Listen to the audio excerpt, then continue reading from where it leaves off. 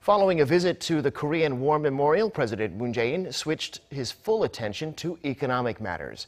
He's been meeting with the South Korean business leaders who traveled to Washington to make the most of what promises to be an historic summit. President Moon also attended a dinner hosted by the Korean and U.S. Chambers of Commerce. Hwang Hojun reports. Soon after his arrival, President Moon attended a tea meeting with about 50 Korean business leaders who traveled to Washington, D.C. from Seoul for the occasion of his first summit with President Trump. 여러모로 새 정부의 경제 개혁에 대해서 걱정도 있으실 텐데 결국 요체는 기업하기 좋은 아주 공정하고 투명한 경제 환경을 만들자라는 것입니다.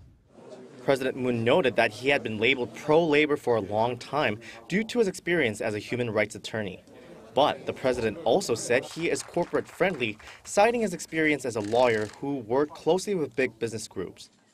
President Moon pledged to make Korea a more attractive place for businesses to invest in and implored the leaders to put more effort into creating jobs and promoting Korea as an appealing investment market when doing business in the U.S. He echoed that message during a dinner meeting jointly hosted by the Chambers of Commerce from both countries. About 250 business leaders from Korea and the U.S. attended the meeting.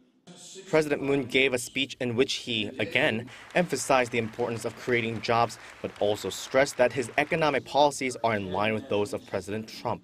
President Moon also called for an even stronger Seoul-Washington alliance.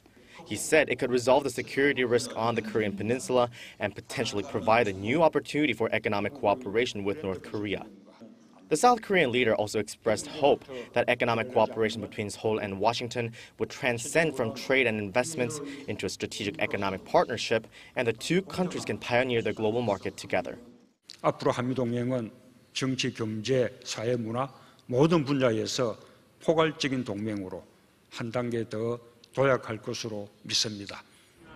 The roundtable and dinner jointly hosted by the South Korean and U.S. Chambers of Commerce were more than just symbolic, as President Moon laid out the importance of economic cooperation between the two countries, especially when observers say the issue of revising the Seoul-Washington Free Trade Agreement will likely take place during the summit. Hwang Hojun, Arirang News, Washington, D.C.